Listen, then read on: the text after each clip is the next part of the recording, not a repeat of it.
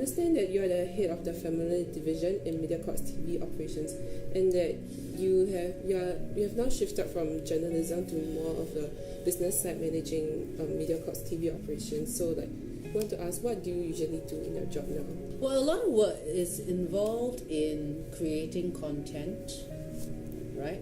Programming your channel, your station, such that your content is relevant, authentic, can resonate with audiences, so you can drive eyeballs, listenership, and then subsequently bring advertising. So day-to-day work, every day is different, because you're looking at different genres of content every day, whether it's on TV or radio. We're constantly trying to stay on top of the competition to be relevant for your audiences. And today's environment, the media industry is changing very quickly, because people are exposed to a lot of things. As you all know, Netflix has come in.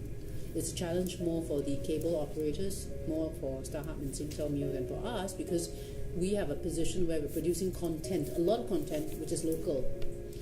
With local, it resonates better, but we also need to make sure that our content is better. It's not just producing a certain quantity of content, it's also about quality content.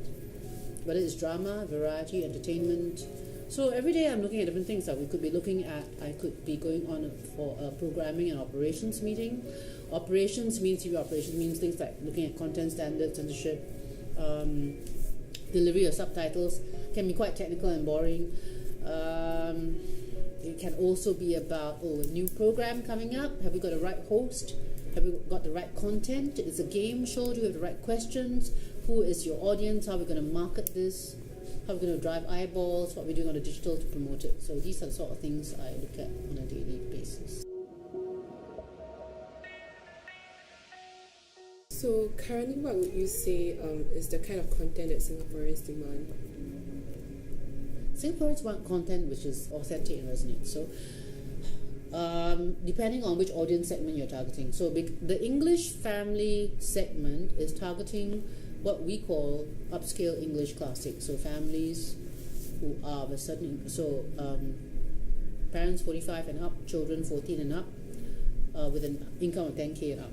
So that's where my realm of my work responsibility of content is at. Some of our platforms are about reaching the youth market. So 987 TV, toggle clips. There's this thing called the Selfie's Tale. I don't know whether you all have seen it or even interested in 5-minute clips, short stories. Then there's of course the mass family entertainment bit. So Channel 8 is very good at that. So dramas and there's children's content, Octo. There's sports. So all these there's the news content.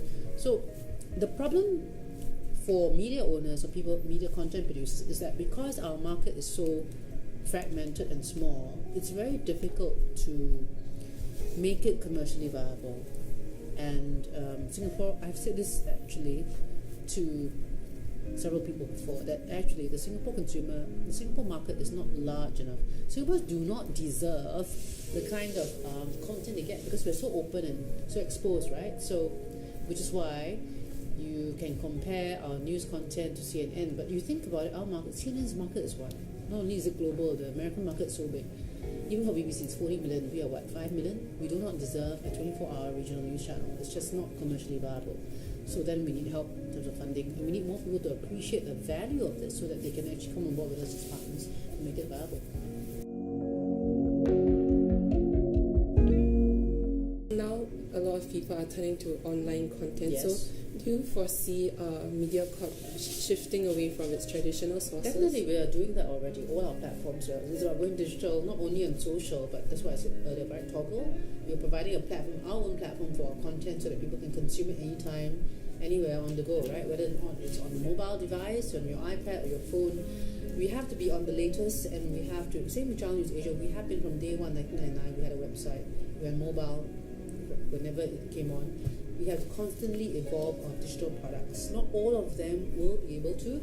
Radio, for instance, we don't have websites for every station, but with this thing called Me Radio, where we actually digitally stream and we offer. So we're always looking for content, or for being able to how to better reach our audiences with the content that we produce.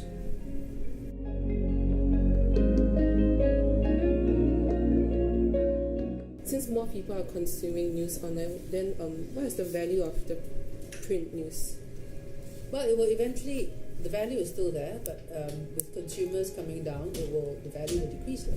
So Today newspaper uploads the PDF version, but beyond that you have something called Today Online. So the content has to be different on digital. There's no point just uploading a print PDF because you might as well have hard copy, right? So it's access and so on, but a lot of people still read the hard copy. It will continue to shrink and the market will decline, as we've seen in the last few years. The acceleration of decline will speed up, but again, it's about getting your product digital. Digital first is the delivery mindset and making sure that you evolve and make the product digital faster.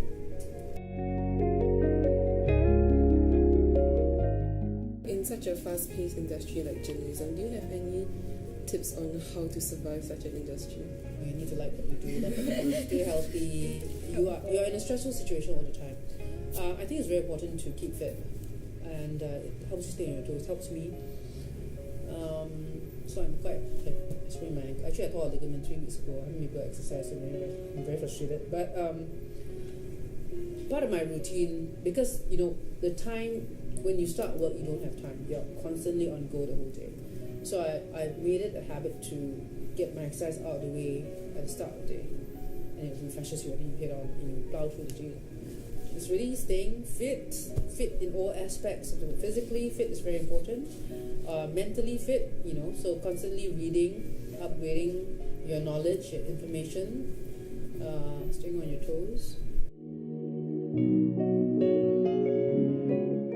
What are some of the interests that you pursued as a student?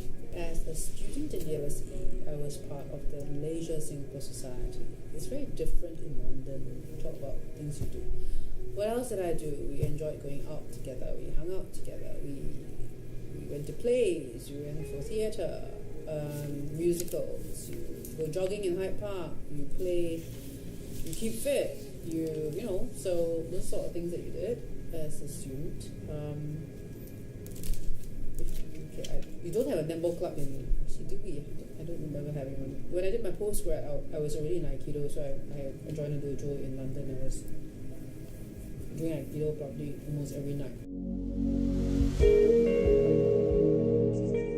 Were there a lot of skills that you picked up while trying to balance council and netball and academics? Yeah, well, these are what I call life skills, right? You prioritize what you do, you get it done, you mark last minute, you're used to stress and working under high pressure deadlines, and you learn to cope.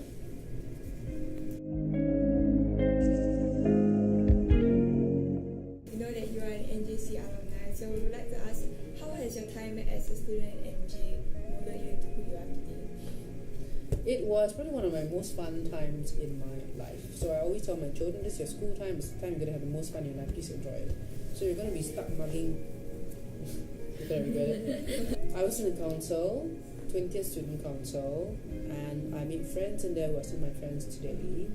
Same with my subject tutorial. I was one of those strange people who was in a science CT and up in arts ST. I had a lot of fun. I mean, we were doing things all the while in college, right? We spent most of the time actually organizing events, going for hikes, doing all sorts of stupid things, rather than actually submitting our essays and so on.